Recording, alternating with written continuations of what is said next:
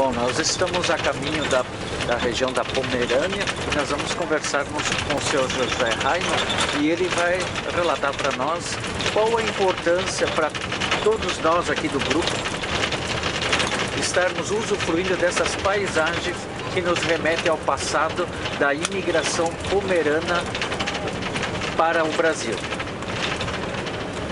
Eu creio que os pomeranos nunca voltaram, que foram para a América do Norte em 1839 a 47. Eles não retornaram mais para a Pomerânia. E o Brasil teve uma imigração mais tarde. Mesmo assim, eram de famílias muito pobres, diaristas, que não tinham mais condições de trabalhar na lavoura, na Pomerânia, devido à guerra, à epidemia e à economia que estava em bancarrota da Prússia. A única saída que eles viram era ir para 3 continentes: Austrália, Estados Unidos e Brasil.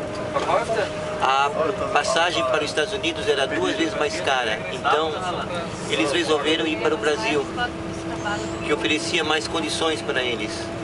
E veio uma leva muito grande. A primeira leva veio para o Espírito Santo em 1859.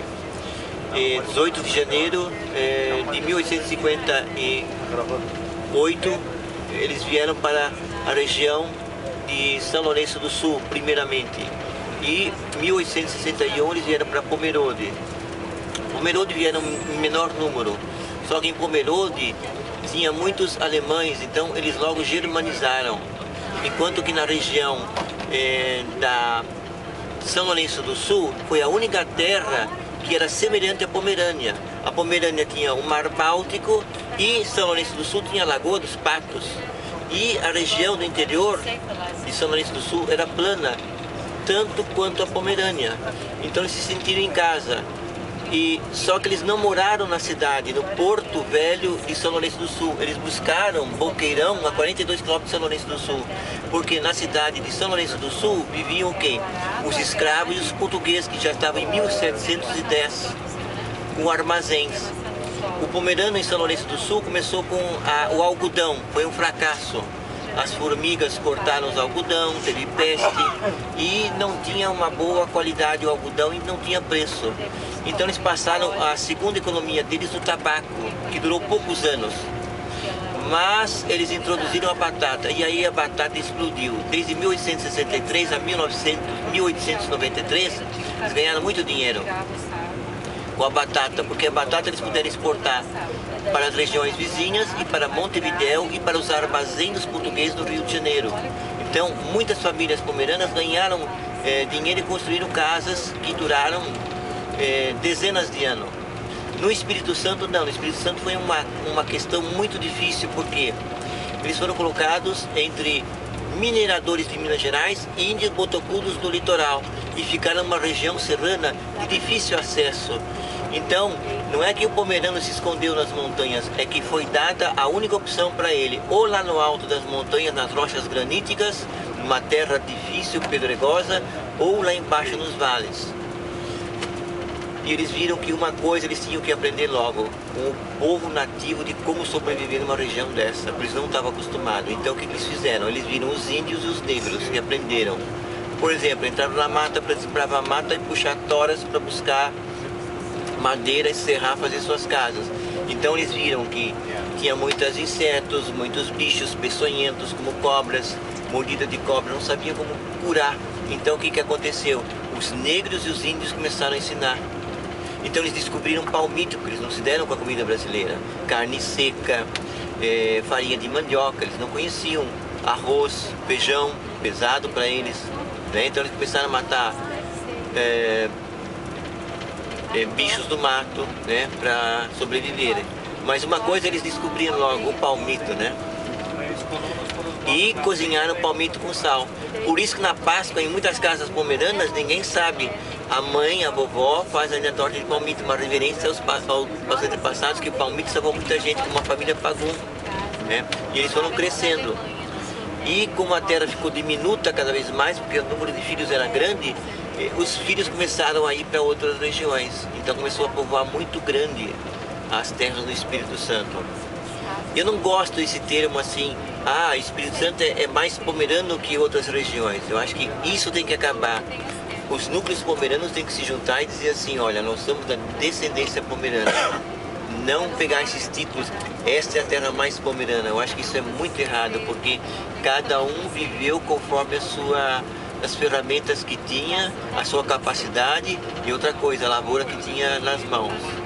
Se tinha um número maior no Espírito Santo, paciência, eles aqui também sofreram horrores.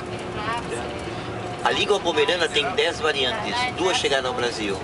E a raiz dessa língua pomerana veio de Buton, da parte oriental. No Brasil vieram 2 raízes.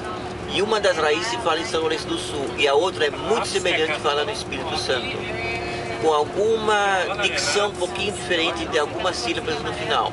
Mas o pomerano entende do sul pomerano do Espírito Santo. Então, eu acho que a visita de vocês, onde tem muita gente aqui que é descendente pomerano, ela abre perspectivas de você conhecer a terra dos seus avós e, além disso, ter um contato direto para ver como é que era a terra, onde é que trabalharam seus avós, né? Que região, aonde eles moraram, que tipo de moradia eles tinham, né? Quem viveu no interior viveu mais pobre, Quem viveu junto ao litoral do Mar Báltico viveu melhor, porque a pesca sempre era farta, né? Apesar de no inverno o Mar Báltico era congelado. Então o que eles faziam?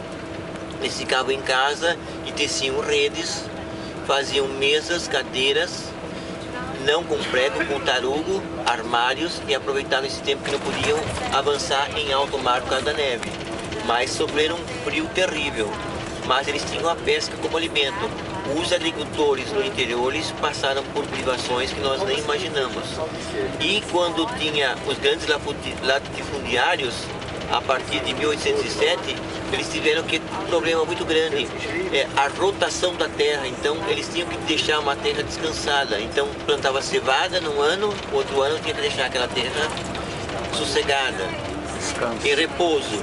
E aí plantavam uma outra cultura, ou trigo ou aveia.